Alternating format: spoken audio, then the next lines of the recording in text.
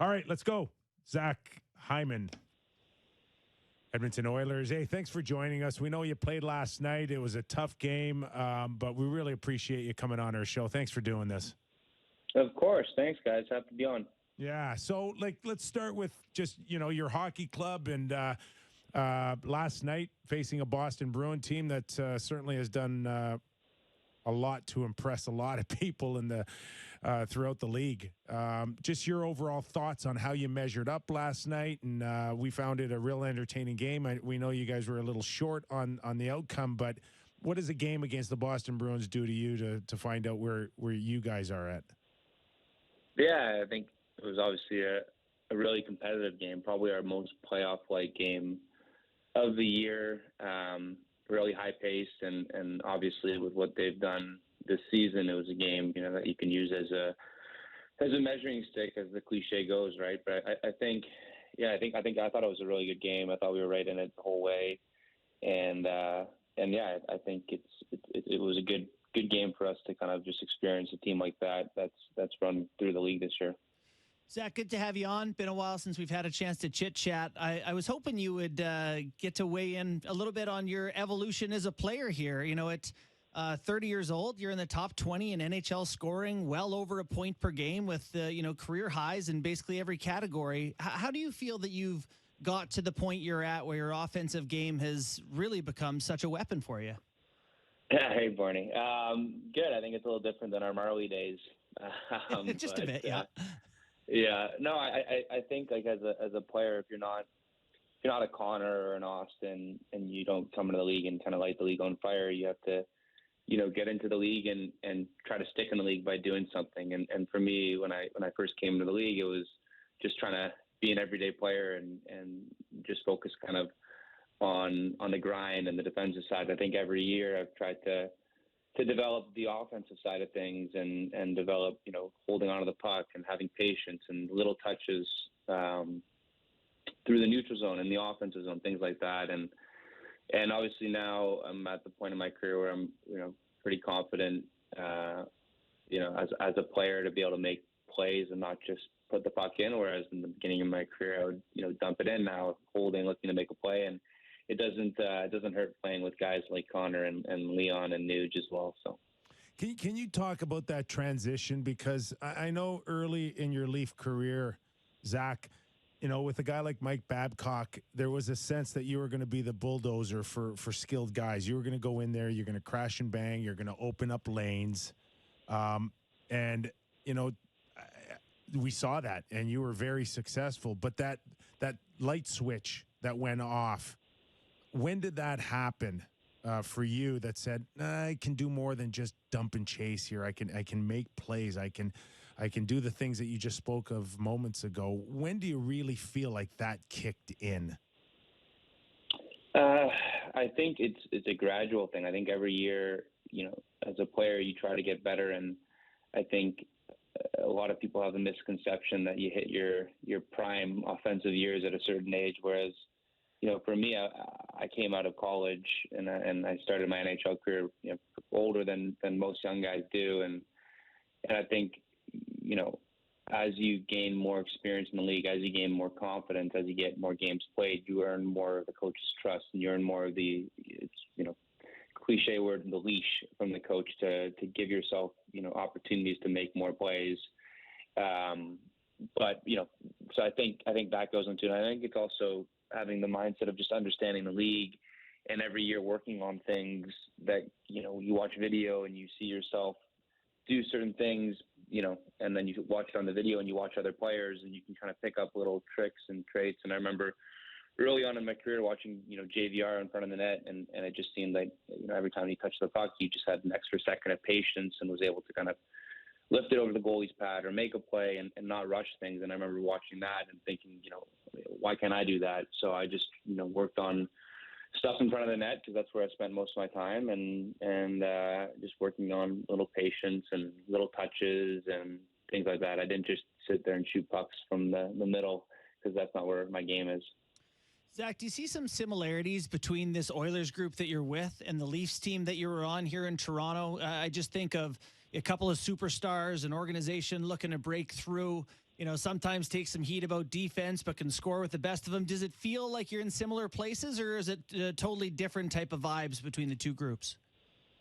No, I think that's a fair statement. I think when I chose to come to Edmonton, one of the big reasons was because of the parallels between the two teams and the comfort, sense of comfort between what I had going in Toronto and what I was going to in Edmonton. And I think having played in Edmonton for almost 2 years now, I think those comparables are definitely valid. Like I think both groups have high end skill and players that can score and that can make you pay. And I think both groups are younger and looking for playoff success. And I think obviously we were able to have a little bit of that last year, making the Western Conference Finals. But both teams want to win, right? And I think that's the key. But yeah, I think both teams are built in a similar manner with that high end core. So yeah, it's definitely a comparable situation. We're talking to Zach Hyman, Edmonton Oilers forward, and a guy that's helping out Connor McDavid a lot these days. I mean, I don't know if he's got 20 or 30 goals without a guy like you. In all honesty, here, is there, and don't take this the wrong way, but is there some times that you even get caught watching this guy and while you're on the ice go, oh my God, I cannot believe what I just saw? Yeah, no, he's the best player in the world, and yeah, it's not really close, to be honest. Like I played with a lot of good players, and he's on another level, just in every sense of what he does. He just has an extra gear that nobody has, and he's just so driven. He's one of a kind, and I think everybody watches him can see it, and when you play with him, you get another a greater sense of appreciation for what he's able to do. And obviously this year he's taken on more of a scorer's mentality, and you can kind of see the results, obviously. So what's it like right now being on this Oilers team where you're a couple of points out of a division lead here? You're in the chase.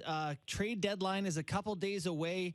It's a weird thing where you want better players to come to your team, but it can come at the cost of guys in the room. What is the feeling of anticipation like when you're waiting for something to happen here? Yeah, it's always a weird time of the year. I think it's a little bit of a waiting period. We have a couple games before the deadline, but obviously we made a move today, and Yesta is going to Carolina, so we'll miss him. But at the same time, in the locker room, it's obviously a feeling of excitement when you have a group that you're confident in, and you have a team that you think can go out and win. And this time of year is where you fine tune it and add pieces. And as a player, you try not to think about it too much because there's really nothing you can control. You just can control kind of the results on the ice and what you do out there. So that's kind of what we do, and we listen to we watch and see what happens. I think we don't really hear anything until it's done. So it's obviously an exciting time for sure, though.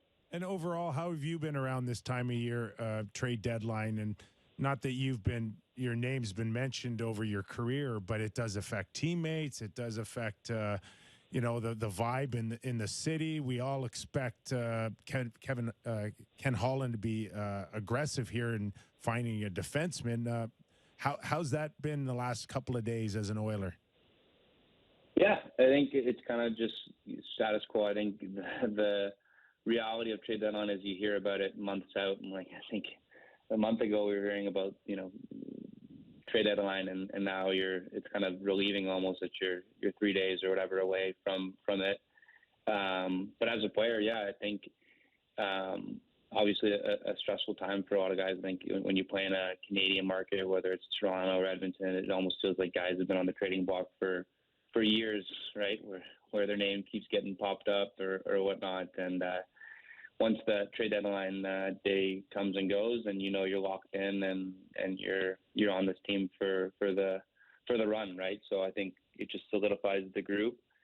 I don't know why we play on trade deadline day, honestly, because it's a day where so many things are happening, and I think we play Winnipeg on the Friday, so it'll be an interesting one. Last one for me. Just want to get a sense for what you're doing off the ice these days. I mean, I know you've written children's books and you're involved in a whole bunch of stuff, aren't you? What do you got going on off the ice these days? Yeah, lots of stuff. Obviously, I like to keep busy outside of the rink. But honestly, the thing that keeps me busy is now I got 2 little boys, so spending a lot of time with them when I can. So it's been really fun being a dad and just being able to hang out with them whenever I can. That's great. You were a dad to the guys like Nylander and Kapanen and all those guys at the Marlies back in the day. So good to see you doing it for real now. Thanks, buddy. Hey, one more for me before we let you go. Our producer Sammy really, really wants an Oiler Leaf final. You're gonna do your part to make that happen, right? Yeah, that would be. I mean, talk about a heart attack waiting to happen. That'd be that'd be awesome, right? But it'd be a pretty cool final. I think. So, anyways, we got a long way away from there, but would be something if that would happen. Well, we know we'll anticipate you giving it every ounce you got every night between then and now. So really appreciate your time, Zach. Thanks for doing this. Awesome. Thanks, guys. Appreciate it. Thanks, man. Zach Hyman.